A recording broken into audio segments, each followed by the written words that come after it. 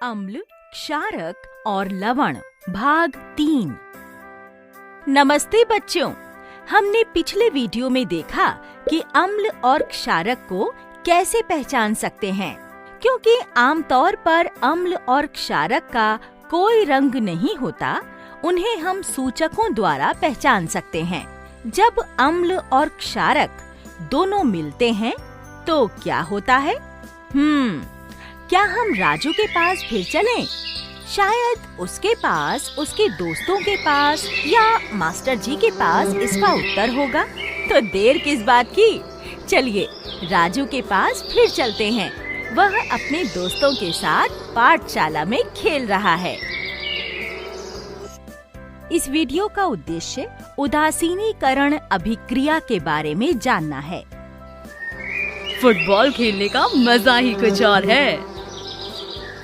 हाँ, चलो गेंद पास करो।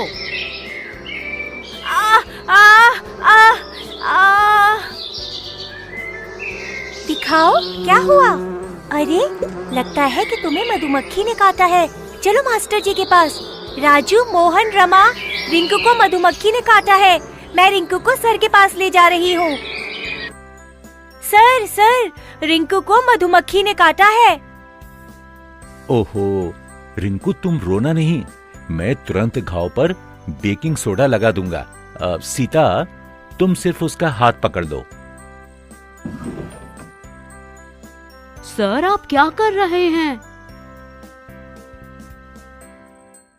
यह बेकिंग सोडा और पानी का लेप है। रिंकू, अपना हाथ दिखाओ, इससे तुरंत आराम मिलेगा। सर, मैं अब थोड़ी ठीक हूँ। क्या मैं घर जाकर आराम कर सकती हूँ? हाँ रिंकू, तुम घर चले जाओ, तुम कुछ ही घंटों में ठीक हो जाओगे। अगर सूजन और दर्द कम नहीं होता है तो डॉक्टर को जरूर दिखाना। ठीक है सर। सीता, तुम रिंकू के साथ जाओ। ठीक है सर। सर, बेकिंग सोडा मधुमक्खी के डंक की दवा कैसे बन सकता है? जब मधुमक्खी हमें काटती है, वह हमारे शरीर में एक अम्ल को छोड़ती है। हमें दर्द इसी कारण होता है। सर, लेकिन अम्ल और बेकिंग सोडा तो क्षारक है। ओहो राजू, सब भूल जाते हो। जब अम्ल और क्षारक का मिश्रण होता है तब नमक और पानी बनता है। परसों ही तो सर ने कहा था। मोहन ने सही कहा। जब अम्ल और क्षारक को मिलाया जाता है, दोनों एक दूसरे के प्रभाव को कम करते हैं। इस मिश्रण की वजह से नमक और पानी बनता है। इसे उदासीनीकरण अभिक्रिया कहते हैं। यहाँ बेकिंग सोडा ने मधुमक्खी के डंक के प्रभाव को कम किया। हाँ, याद आया। अच्छा बच्चों, सोचो कि तुम्हारे आसपास ऐसी कौन सी चीजें हैं जिनको तुम ऐसे घावों पर लगा सकते हो? क्या हम टूथपेस्ट को लगा सकते हैं सर? यह भी तो क्षारक है। हाँ, जब कीट काटते हैं, ये क्षारक दर्द को कम करने में मदद करते हैं। ऐसा लगता है कि उदासीनीकरण से बहुत सारे लाभ हैं। हाँ। सर, उस दिन सीता भी कह रही थी कि कैसे उनके पिताजी को त्योहार के दिन एसिडिटी हुई थी। फिर डॉक्टर ने कुछ दवाई दी थी। हाँ, और फिर डॉक्टरों ने उन्हें एक एंटासिड दिया था। यह दवाई भी क्षारक ही है। इसे मिल्क ऑफ मैग्नीसिया या एंटासिड भी कहते हैं। इससे उन्हें कुछ ही घंटों में राहत मिल गई थी। अच्छा, तो यह भी उदासीनीकरण ही है। सर, और कहाँ पर उदासीनीकरण उपयोग में आता है? कभी कभी मिट्टी में हाइड्रोजन आयनों की वृद्धि के कारण मिट्टी की अम्लता बढ़ जाती है। यह तब होता है जब बहुत उर्वरकों का उपयोग किया जाता है। ओह, तो क्या यह फसल उत्पादन को प्रभावित करेगा? हाँ।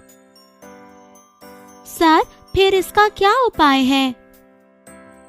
मिट्टी को ना तो बहुत अम्लीय या बहुत क्षारकीय होना चाहिए, और जब मिट्टी अम्लीय होती है तो उसे कम करने के लिए चूने का उपयोग किया जाता है। सर, मैंने पादपों के अध्याय में पढ़ा था कि खाद भी मिट्टी के लिए उपयोगी है। यह कब इस्तेमाल होती है?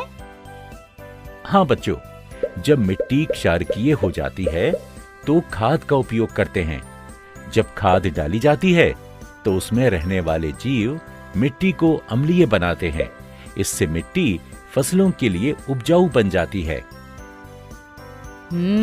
सर, यह तो हमने अपशिष्ट जल के पाठ में भी पढ़ा था।